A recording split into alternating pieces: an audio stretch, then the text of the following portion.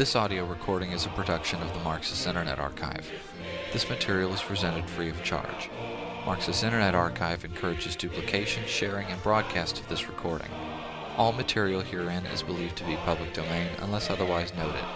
Notes on the original publication and transcription of the text presented in this recording will immediately follow this presentation.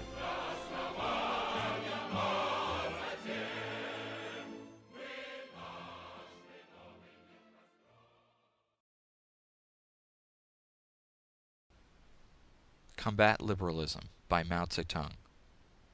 Dated September 7, 1937. We stand for active ideological struggle because it is the weapon for ensuring unity within the party and the revolutionary organizations in the interest of our fight. Every communist and revolutionary should take up this weapon. But liberalism rejects ideological struggle and stands for unprincipled peace, thus giving rise to a decadent Philistine attitude and bringing about political degeneration in certain units and individuals in the party and the revolutionary organizations. Liberalism manifests itself in various ways.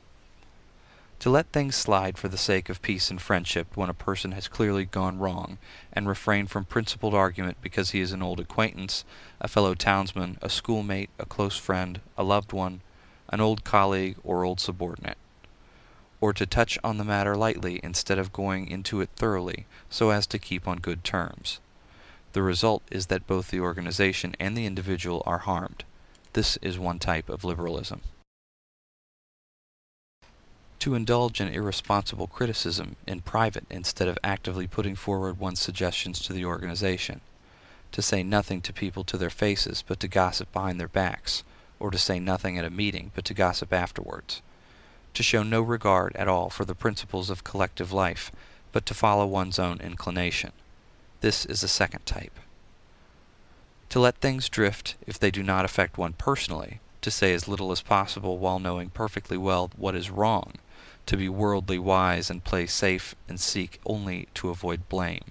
This is a third type. Not to obey orders, but to give pride of place to one's own opinions. To demand special consideration from the organization but to reject its discipline. This is a fourth type. To indulge in personal attacks, pick quarrels, vent personal spite, or seek revenge instead of entering into an argument and struggling against incorrect views for the sake of unity or progress or getting the work done properly. This is a fifth type. To hear incorrect views without rebutting them, and to even hear counter-revolutionary remarks without reporting them, but instead to take them calmly as if nothing had happened. This is a sixth type. To be among the masses and fail to conduct propaganda and agitation, or speak at meetings or conduct investigations and inquiries among them, and instead to be indifferent to them and show no concern for their well-being, forgetting that one is a communist and behaving as if one were an ordinary non-communist. This is a seventh type. To see someone harming the interests of the masses, and yet not feel indignant, or dissuade or stop him or reason with him, but to allow him to continue. This is an eighth type. To work half-heartedly, without a definite plan or direction. To work perfunctorily, and muddle along. So long as one remains a monk, one goes on tolling the bell. This is a ninth type. To regard oneself as having rendered great service to the revolution, to pride oneself on being a veteran, to disdain minor assignments while being quite unequal to major tasks, to be slipshod in work and slack in study. This is a 10th type. To be aware of one's own mistakes and yet make no attempt to correct them, taking a liberal attitude towards oneself. This is an 11th type. We could name more, but these 11 are the principal types. They are all manifestations of liberalism. Liberalism is extremely harmful in a revolutionary collective. It is a corrosive which eats away unity, undermines cohesion, causes apathy, and creates dissension. It robs the revolutionary ranks of compact organization and strict discipline, prevents policies from being carried through, and alienates the party organizations from the masses which the party leads. It is an extremely bad tendency. Liberalism stems from petty bourgeois selfishness. It places personal interests first and the interests of the revolution second. and this gives rise to ideological, political, and organizational liberalism.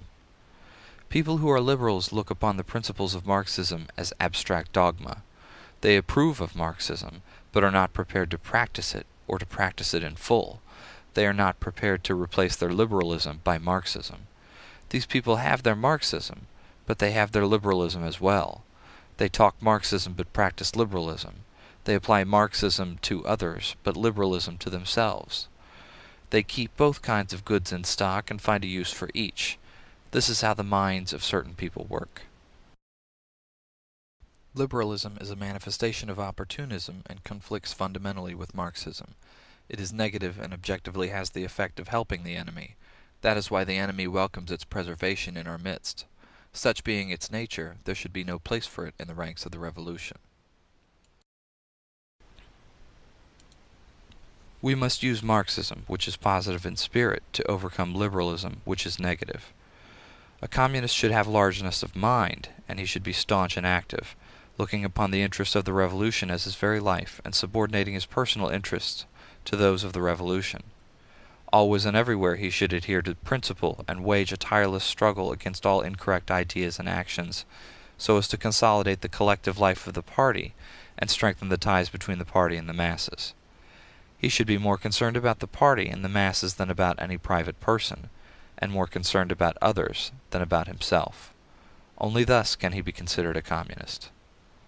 All loyal, honest, active, and upright communists must unite to oppose the liberal tendencies shown by certain people among us, and set them on the right path. This is one of the highest tasks on our ideological front. Notes on publication and production. Combat Liberalism by Mao Zedong is included in Volume 2 of Selected Works of Mao Zedong, pages 31 through 34. Selected Works of Mao Zedong, Volume 2, was published in 1965 by Foreign Languages Press in the People's Republic of China. The preceding audio presentation of Combat Liberalism was from a transcript by the Maoist Documentation Project. The transcription was added to the Marxist Internet Archive in 2004. This presentation was read by Mike B. from Marxist Internet Archive, July 2006. A full transcription of Combat Liberalism is available on the Internet through the Mao Zedong Internet Archive, located at http://www.marxist.org/reference/archive/mao/index.htm. This concludes this audio presentation.